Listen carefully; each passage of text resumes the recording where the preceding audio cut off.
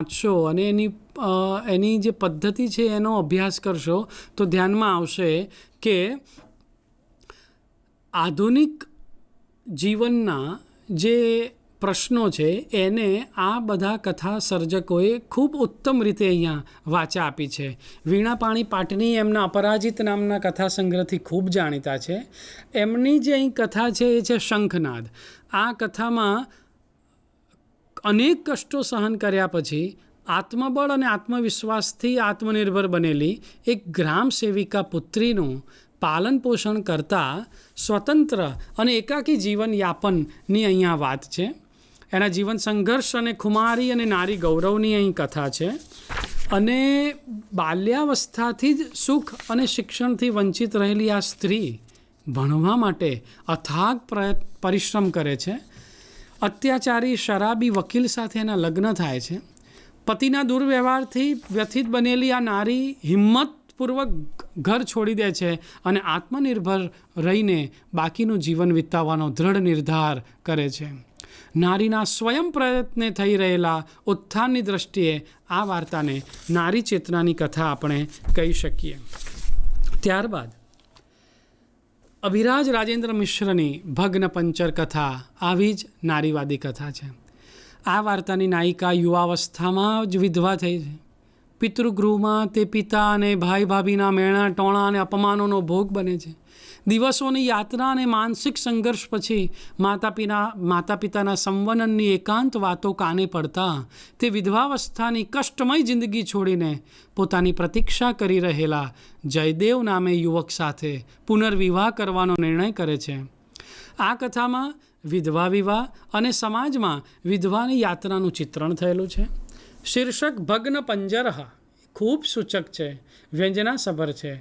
વર્ણનાત્મક, કથનાત્મક અને નાટ્યાત્મક અંશોનો અદ્ભુત સમન્વય આ લઘુકથામાં છે. પ્રભુનાથ દ્વિવેદી પ્રણીત સુકન્યા.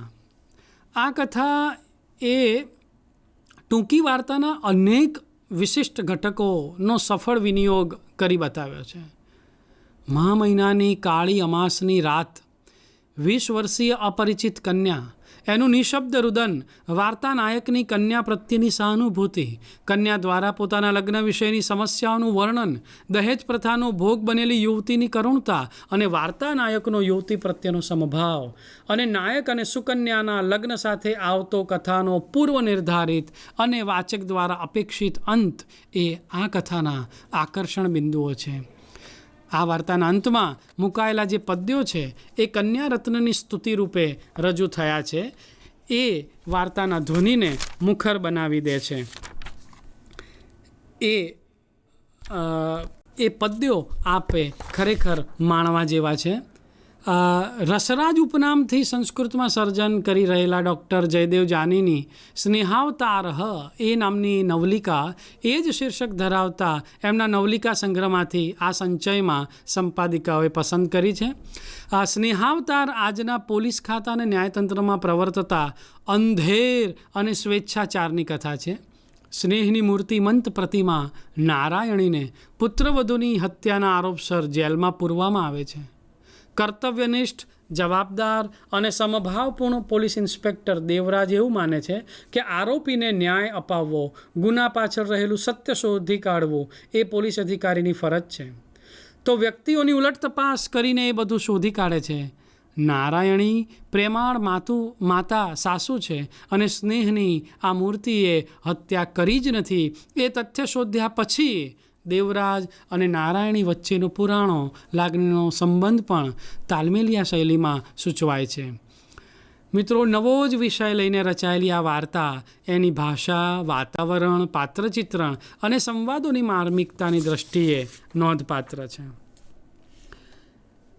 પ્રણવ એવા ઉપનામ ધરાવતા ડૉક્ટર ઈચ્છારામ દ્વિવેદીની પશ્ચાતાપ લઘુકથા પણ આવું જ કંઈક વિષય વસ્તુ લઈને રચાઈ છે. એમાં પણ ન્યાયાધીશ ચંદ્રકાંતની કોર્ટમાં એક કેસ ચાલે છે. દહેજની લાલચમાં સાસુ સસરા અને પતિએ વહુની હત્યા કરી છે. પત્નીની મરજી મુજબ ખર્ચ કરવા માટે પૈસા મોકલનારો પતિ લાલચુ ક્યાંથી હોય? આ વાર્તામાં આખા કેસની ચંદ્રકાંત નામના ફિલ્મની જેમ ચાલતી વિગતો, એમનો મનસંતાપ અને અપરાધ કર્યો હોવાની એની પીડા ખૂબ ચિત્રાત્મક રીતે નિરૂપણ પામ્યા છે. ન્યાયની અધિષ્ઠાત્રી દેવી આંખે પાટા બાંધીને ન્યાય તોડે છે એ જાણીતું તથ્ય આ વાર્તાનો કેન્દ્રવર્તી વિષય છે. જજના પશ્ચાતાપનું આકર્ષક મર્મસ્પર્શી ચિત્ર અહીંયા લઘુકથાકારે રજૂ કર્યું છે. એમની ઈચ્છારામ દ્વિવેદીની એકાદશી લઘુકથામાં પણ સાંપ્રત સમસ્યાનું પ્રતિબદ્ધ છતાં કલાત્મક નિરૂપણ કરતી એક સુંદર વાર્તા જે છે એ છે એકાદશી. એક દલિત અબળા નારીના ચારિત્ર્યની ખુમારીનું વર્ણન અહીં છે. એ પોતાની વિવશતાને પોતાના લાભમાં કેવી રીતે બદલી શકે છે એનું ઉદાહરણ આ કથામાં તમને જોવા મળશે. અને આ 11ના દિવસે વાસણ માજનારી સુમિત્રાને પોતાના જ્વરગ્રસ્ત બાળકની ચિકિત્સા માટે પૈસાની જરૂર છે અને પેલો શેઠિયો એને ચાલાકીપૂર્વક ફેક્ટરીએ બોલાવે છે. આ વાસણ માજનારી સુમિત્રા એની છઠ્ઠી ઇન્દ્રિયથી એ વાત પામી જાય છે અને સમજી જાય છે કે ત્યાં એને કેમ બોલાવવામાં આવી છે, અને એ ત્યાં જવાના બદલે એ પૈસા લઈ અને ત્યાંથી ભાગી જાય છે. એની અહીં સુંદર આ કથા એ ખુમારીથી અહીંયા રજૂ થયેલી છે. તમે એક બેઠકે એ આખી કથા વાંચી શકો એવી રસપ્રદ આ કથા છે. દ્વિવેદીજીની ત્રીજી આ કથા છે અદ્વૈત વિમર્શ.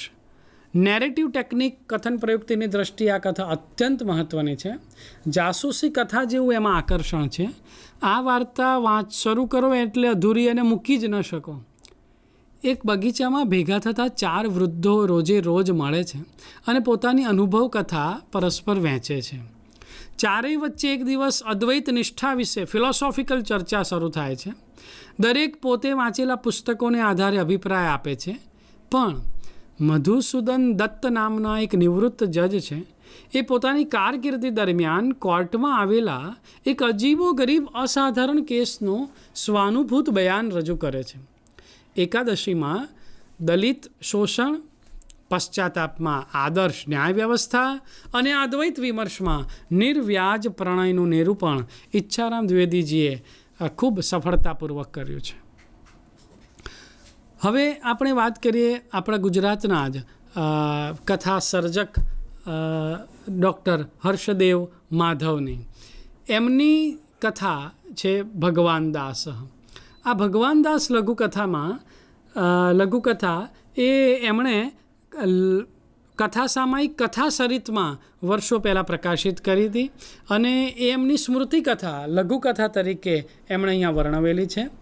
ભગવાનદાસ એ વાસ્તવ અને કલ્પનાની રેખાઓનો સમન્વય સાધતી કથા છે. આત્મકથાનક રીતિથી કહેવાયેલી આ લઘુકથામાં ભગવાનદાસ નામના એક નાપિતનું ચરિત્ર હાસ્ય વ્યંગ્યપૂર્ણ શૈલીમાં નિરૂપણ પામ્યું છે. વાર્તાનાયક બાળકિશોરના મુખે કહેવાયેલી આ સ્મૃતિ કથામાં કિશોરના મુગ્ધ મનમાં હજામની ભયાવહ છબી આલેખાઈ છે, જેનો અંત ભગવાનદાસની કેશહીન મૂછો વિનાની વૈધુર્યના કારુણ્યથી સહાનુભૂતિને પાત્ર બનેલી અવસ્થાના વર્ણનમાં આવે છે. હાસ્યવ્યંગ અને કરુણતાની રેખાઓથી રચાયેલું આ વ્યક્તિચિત્ર મિત્રો ખૂબ આકર્ષક છે. રવિન્દ્રકુમાર પંડા એમની છિન્ન છાયા વાર્તામાં સુનામીને કારણે સ્નેહાળ પતિને ગુમાવી દેતી, નજર સામે પતિને હતો નહોતો થઈ જતો જોનારી મધુરિકાનો વિરહ વર્ણવાયો છે. એક નાનીશી ઘટનાના પરિણામે સ્ત્રીના જીવનમાં છવાઈ ગયેલા સુનકારનું અત્યંત મનોવૈજ્ઞાનિક વર્ણન અહીં મળે છે. બનવાલી વિશ્વાલ એમની કથા છે પુત્રેષણા. આ લઘુકથામાં વાર્તાનાયકના ઘરમાં બિલાડીએ મૂકેલા બચ્ચાની ઘટનાના નિમિત્તે પુત્રકામના અને પુત્રીની ઉપેક્ષાનો સામાજિક પ્રશ્ન આલેખાયો છે. પુત્રેષણામાં સાવ નોખી શૈલીથી પ્રાણીપાત્ર નિમિત્તે ભારતીય સમાજમાં પ્રાધાન્ય ધરાવતો પુત્ર જન્મ માટેનો આગ્રહ અને કન્યા સંતાનની ઉપેક્ષાનો મુદ્દો ખૂબ હળવી રગમાં આલેખન પામ્યો છે. અહો પુત્રેષણા લોકસ્ય યા ઇદાનીમ મનુષ્યાન અતિક્રમ્ય પશુષુ અપી સંક્રમતે. એમ આ લઘુકથાનું અંતિમ વિધાન વિષય વસ્તુને મુખર બનાવી દે છે, જે કથાની વ્યંજનાને હાનિ પહોંચાડતું હોય એવું લાગે છે. આ કથા સંચયની 13મી લઘુકથા છે સ્મિત રેખા. એના સર્જક છે રાધાવલ્લભ ત્રિપાઠી. ઘણા વર્ષો પછી મળેલા બે મિત્રોની સંવાદ રૂપે જૂના સંસ્મરણોને વાગોળતી, કુતૂહલ વૃત્તિને સતત પોષતી અને નહીં ધારેલ અંત લાવતી રોચક અને કુતૂહલ પ્રેરક સંવાદોવાળી આ લઘુકથા છે. એક અલ્લડ આવારા જેવો કહી શકાય એવો કથાનાયકનો મિત્ર જેની વીરવ્યથામાં વ્યથિત છે એનું વર્ણન એક રીતે કોઈ પ્રિયતમાને ન લાગુ પડતું હોય એવું લાગે, પણ અંતે કથાનાયકને એમ ખબર પડે છે કે એ સમગ્ર સંવાદ દરમિયાન એના મિત્રે દિવંગત થયેલા જે સ્ત્રી પાત્રની કહાની કીધી એ તો ખરેખર એક પામેરિયન જાતિની એક કૂતરી હતી. અને આ રહસ્ય સ્ફોટ થતાં જ કથાનાયક મિત્ર રઘુવીરના મુખ પર અતિ સૂક્ષ્મ સ્મિત રેખા જુએ છે અને કહે છે કે જ્યારે તે આવું કરુણામય કંઈક બોલતો ત્યારે આવી સ્મિત રેખા પછીથી એના ચહેરા પર ઉપસી આવતી. શ્વેતા પ્રજાપતિની તવાત્ર કિમ લેખિકાની આ પ્રથમ સંસ્કૃત લઘુકથા. પરણીને સાસરે રહેતી પણ પિયર ઘર સાથે અતૂટ સ્નેહના તાંતણે બાંધીને તેને જતનની જેમ જાળવી રહેલી યુવતી એ ઘર વેચાઈ ગયાના સમાચાર ફોન પર સાંભળે અને સાંભળીને એના હૃદયનો જે વલોપાત અહીંયા નિરૂપાયો છે તે શ્વેતાબેને ખૂબ માર્મિક રીતે રજૂ કર્યો છે. પિતૃગૃહથી જાણે એ ત્યજાઈ ગયાની તીવ્ર લાગણી અનુભવે છે. બાળપણની મુગ્ધ ક્રીડાઓ, યુવાનીના સ્વપ્નની ભાત જે ઘરમાં રચી તે ઘરના ખૂણે ખૂણે વસેલી પૂર્વજીવનની સ્મૃતિઓને વાર્તા નાયિકા વાગોળે છે અને હિજરાય છે. વાર્તા નાયિકાના ચિત્ત વ્યાપાર કથન દ્વારા કથા કહેવાય છે અને એના મનોગતને અભિવ્યક્ત પણ કરે છે.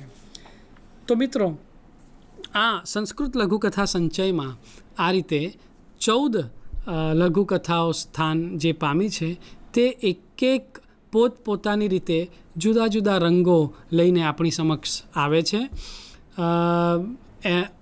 આ આખી ચર્ચાના ઉપસંહાર રૂપે આપણે એટલું કહીએ કે આધુનિક સંસ્કૃત લઘુકથા સંચયની આ કથાઓના વિશ્લેષણ પરથી એમ જણાય છે કે સ્વાતંત્ર્ય પૂર્વેની અને સંસ્કૃત લઘુકથાઓના પ્રાથમિક સ્વરૂપથી શરૂ કરીને છેક 21મી સદી સુધીની આ કથાઓ સમકાલીન જનજીવનના વિવિધ પ્રવાહો અને પરિવર્તનોને ઝીલે છે, આસપાસના પરિવેશને અપનાવે છે, ભાષાને વિષય પરિવેશને અનુરૂપ આકાર આપે છે, એની શક્યતાઓને પણ વિસ્તારે છે.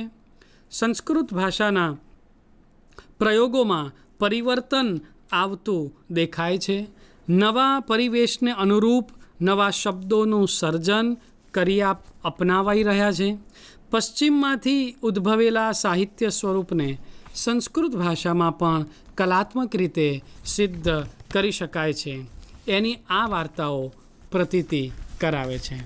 મિત્રો, પ્રાચીન અને અર્વાચીનનું અદ્ભુત સામરસ્ય આ લઘુકથાના સ્વરૂપમાં ખૂબ સફળ નીવડ્યું છે અને MA કક્ષાએ વિદ્યાર્થીઓ વૈદિક સાહિત્યથી શરૂ કરીને છેક આ મોડર્ન સંસ્કૃત લિટરેચરનો પણ આ રીતના અભ્યાસ કરે એ આજના સમયની ખૂબ તાતી જરૂર છે. કારણ કે સંસ્કૃત એ માત્ર સત્યનારાયણની કથા કે માત્ર કર્મકાંડ કે માત્ર જ્યોતિષ એટલો પૂરતો હવે સીમિત રહ્યો નથી. એ આપણે હવે સમાજ સમક્ષ આ વાતને આવા કથા સંચયોના માધ્યમથી મૂકવી પડશે. લોકોને આપણે આ સંસ્કૃતનો આધુનિક સંદર્ભમાં કેવો પ્રચાર પ્રસાર થઈ રહ્યો છે એ પશ્ચિમના જે કાવ્ય સ્વરૂપો છે, સાહિત્ય સ્વરૂપો છે, એની સાથે સંસ્કૃત ભાષા આજના સમયમાં કદમથી કદમ મિલાવીને કેવી રીતે પ્રસ્તુત બની રહી છે, કેટલું સુંદર સાહિત્ય લખાઈ રહ્યું છે એ પણ આપણે આવા પ્રકાશનો દ્વારા લોકો સમક્ષ મૂકીશું, ત્યારે જ આપણે સંસ્કૃતની ગરિમાને લોકોના મન સુધી પહોંચાડી શકીશું. માત્ર ભવ્ય ભૂતકાળને વાગોળ્યા કરીને સંસ્કૃત ને ન્યાય આપી નહીં શકાય, પણ સંસ્કૃતમાં અત્યારે હાઇકુ, તાંકા, સીજો આવી શોર્ટ સ્ટોરીઝથી માંડીને મહાકાવ્યો સુધીનું ખેડાણ થઈ રહ્યું છે.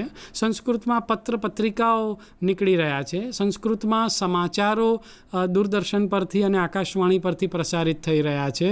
સંસ્કૃતમાં લોકો લખે છે. પોતાની માતૃભાષા તરીકે લોકો સંસ્કૃતને હવે અપનાવી રહ્યા છે અને ફોર્મમાં ફિલઅપ પણ કરી રહ્યા છે. ત્યારે હું વીર નર્મદ દક્ષિણ ગુજરાત યુનિવર્સિટી, એના સંસ્કૃત બોર્ડ ઓફ સ્ટડીઝ અને ને ખાસ અભિનંદન પાઠવું છું કે તેમણે ઉચ્ચ શિક્ષણ વિભાગમાં જે અભ્યાસ કરતા વિદ્યાર્થીઓ છે તેમને માટે આધુનિક સંસ્કૃત કથા વિશેનું અલાયદું આવું એક પેપર ને સ્થાન આપ્યું છે કે જેને લીધે ગુજરાત અને ગુજરાતની બહાર સંસ્કૃતમાં લેખન કાર્ય કરતા, અને કેવું લેખન કાર્ય માત્ર પરંપરાગત નહીં પણ આધુનિક પરિવેશમાં, આધુનિક સંદર્ભમાં, આધુનિક માણસની સંવેદનાઓ, વિટંબણાઓ, મૂંઝવણોને વ્યક્ત કરતી કૃતિઓ એ સંસ્કૃત ભાષામાં પણ રચાઈ રહી છે. તે આવા સુંદર અભ્યાસપૂર્ણ પુસ્તકો દ્વારા આપણે વિદ્યાર્થીઓ અને જનસમાજ સાહિત્યના મર્મગ્નો સુધી પહોંચાડવાની જવાબદારી સંસ્કૃતના વિદ્વાન અધ્યાપકો, સંસ્કૃતના રસિક મિત્રો અને વિદ્યાર્થીઓની છે. બાયસેગના માધ્યમથી, સંધાનના માધ્યમથી આજે જ્યારે આ આધુનિક સંસ્કૃત લઘુકથા સંચય વિશેની વાત કરવાની મને તક મળી છે, એ હું મારી ખૂબ જ ભાગ્યશાળી ઘટના જીવનની ગણું છું કે એ દ્વારા આપણે લોકો સુધી સંસ્કૃતને મોડર્ન પરિપ્રેક્ષ્યમાં એને મૂકી શક્યા છીએ. એનો પ્રચાર પ્રસાર આ માધ્યમ દ્વારા થઈ રહ્યો છે. તો હું આ અંગે આયોજકોનો પણ ખૂબ આભાર માનું છું. વિશેષ આભાર ડૉક્ટર નીના ભાવનગરી, પ્રાધ્યાપક નયનાબેન નાયક, ડૉક્ટર હર્ષદેવ માધવ, આ પુસ્તક પ્રકાશન કરનારા ડૉક્ટર વિજય ઠક્કર, ગજાનન પુસ્તકાલય સુરત, અને આ આખું જ પ્રેઝન્ટેશન તૈયાર કરવામાં મદદરૂપ થનાર નીરવ શાહ અને નીરવ પ્રકાશન, એમની હું હૃદયપૂર્વક, અંતઃકરણપૂર્વક